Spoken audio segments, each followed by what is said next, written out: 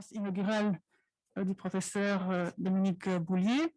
Il a traité des politiques des architectures techniques. C'était une excellente introduction à la journée d'aujourd'hui, en ouvrant vraiment le domaine, en nous questionnant, en élargissant le débat. Donc, il nous a donné un outil qui est appelé la méthode de la boussole. Ceux qui n'étaient pas là, je vous conseille d'aller revoir les slides, lesquels seront disponibles sur notre site. Et c'était vraiment un outil pour explorer méthodiquement, scientifiquement, les possibles de l'innovation, et le pluriel est bien sûr important. Et donc, un des messages qu'il a fait passer, c'était l'idée d'organiser un protocole de discussion, délibérer ensemble du cahier des charges, afin d'avoir un choix de société de manière éclairée. Par exemple, ici, évidemment, ça s'applique à notre étude sur la 5G et dans le futur sur la 6G. Voilà, et donc on va tenir compte de toute une série d'aspects en ce qui concerne la 5G, des aspects évidemment politiques, économiques, mais aussi sociétal, environnemental, énergétique, sociologique, etc. Et sanitaire, bien sûr.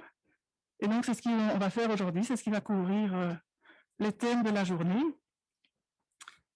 Alors, je voulais vous présenter en 2 mots quand même Penser la science. Penser la science est une organisation aussi de l'ULB.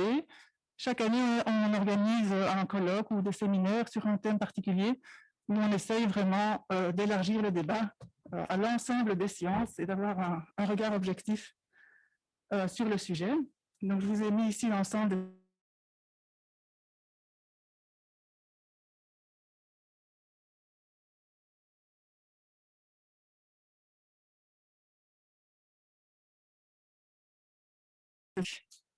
avec notre collègue Jean-Michel Tricot. On discutera aussi des aspects sur les dépenses énergétiques, qui est aussi un débat très important. On a le plaisir d'avoir Anne-Cécile Orgerie qui fera une présentation.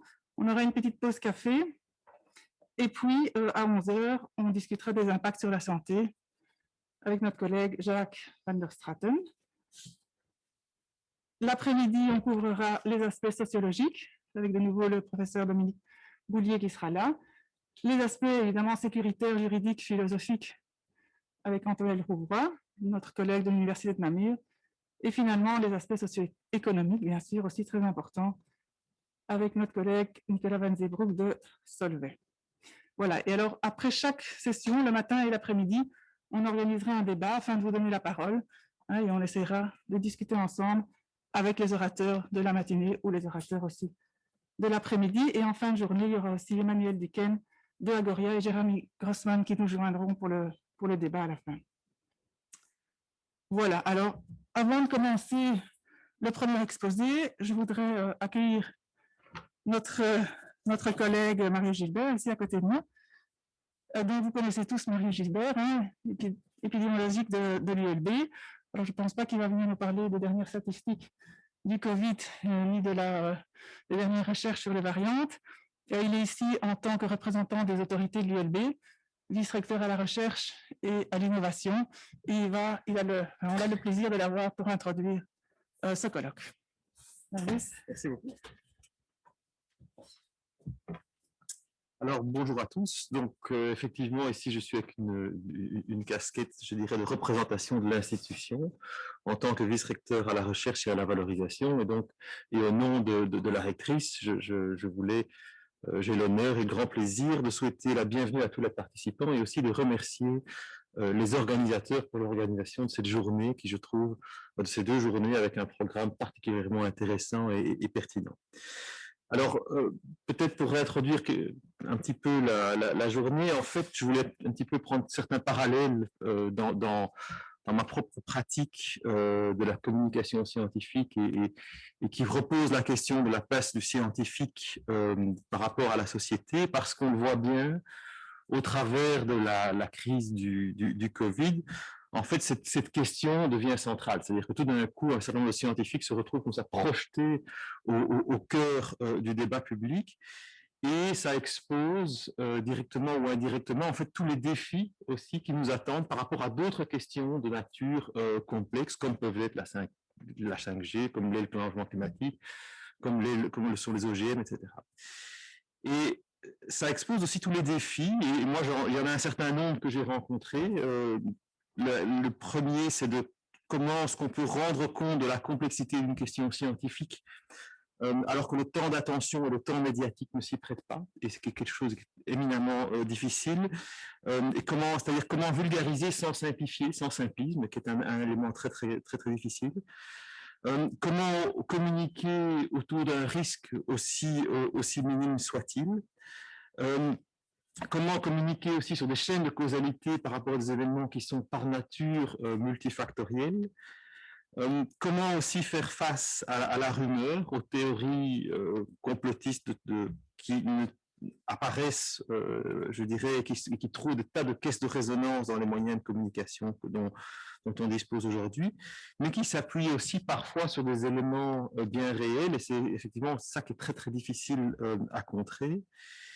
Et comment aussi et surtout dans quelles conditions, en tant que scientifique, peut-on être amené à participer à des décisions, avec quels garde-fous, quels critères de qualité, quelles vérifications par les pairs, quels moyens, et aussi parfois quelles protections juridiques et autres. Donc il y a des tas de questions qui se posent par rapport à la place scientifique et qui ont été soulevées autour de la crise Covid, qui fait qu'elle se trouve vraiment au cœur de la société, mais qui touchent toutes sortes d'autres éléments, comme peut être la question de la 5G. Et par rapport à ces questions, moi, je voyais un certain nombre de réponses qui sont tirées de mon expérience personnelle. Je suis certain, je n'ai malheureusement pas eu l'occasion d'écouter la séance d'hier. J'essaierai de me rattraper parce que ça m'intéresse beaucoup. Pour croiser effectivement cette vue avec ma propre expérience. Et moi, je voyais en fait 5 à 6 points qui me paraissaient intéressants et qui sont vraiment au cœur de ce que ce séminaire Penser la science cherche à proposer. Le premier, c'est organiser le débat, à la fois le débat scientifique et le débat démocratique. Le débat scientifique, mais là, on le sait bien, il a tout ce bénéfice de pouvoir montrer en fait qu'il y a des questions qui font l'objet d'un consensus, qu'il y en a d'autres qui font l'objet d'un débat, et de pouvoir en fait cartographier un petit peu les différences entre ce qui est le consensus, le débat, ce qui est en question. Le débat démocratique, il a aussi une fonction, et c'est vrai qu'on en a beaucoup parlé autour de la Covid, puisqu'il y a un sentiment de confiscation du débat démocratique par rapport à des enjeux de société, par rapport à un ensemble de mesures, en oubliant que ce débat démocratique, il montre aussi que les décisions sont le résultat d'un processus, et que le caractère public de ce débat démocratique permet à tout un chacun de voir que ce débat existe, se déroule, et lorsque ce débat n'a pas lieu, eh bien, il se déplace sur les réseaux sociaux de façon beaucoup moins contrôlée. Donc ça, c'est la première question, organiser le débat, construire les conditions du débat à la fois scientifique et démocratique.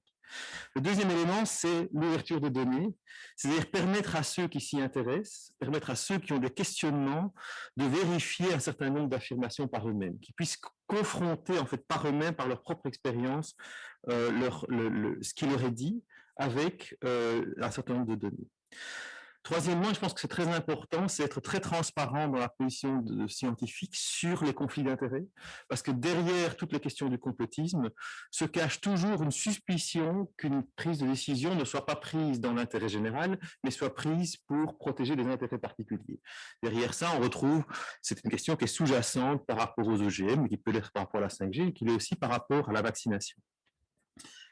Quatrièmement, je pense qu'on peut s'engager dans un partenariat d'assez longue durée avec les médias pour travailler à la fois pour que la place donnée aux vues qui sont dominantes parmi les scientifiques soit conforme à la place qu'elle occupe dans la communauté scientifique. Donc, ce qu'on voit souvent, c'est qu'au niveau médiatique, les médias offrent une espèce de prisme à des vues qui s'opposent, qui ne sont pas du tout équilibré par rapport à la place que ces vues représentent dans le débat scientifique.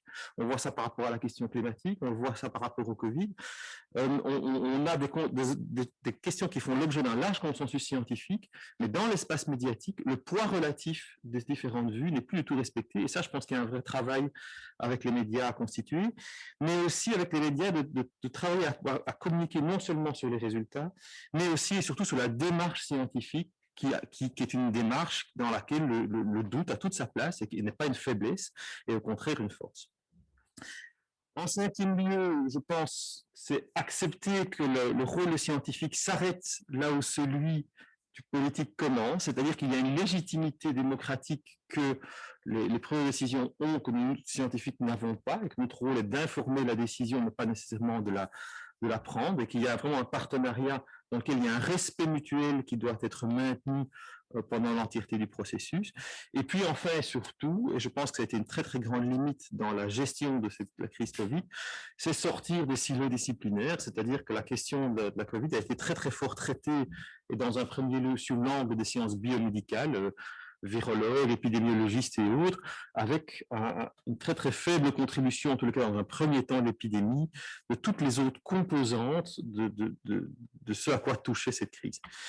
Et donc voilà, donc tout ça pour exprimer le fait que je pense que des lieux de débat comme celui-ci, dans lesquels on peut croiser les disciplines pour organiser ce débat à la fois ce débat scientifique, mais qui peut après, je dirais, déborder sur le débat public et le faire de façon publique, le faire de façon ouverte, c'est vraiment les choses dont on a besoin pour nous amener à rencontrer un certain nombre de questions complexes que nous allons être amenés à devoir affronter. Voilà, je vous souhaite une excellente journée et je vous remercie.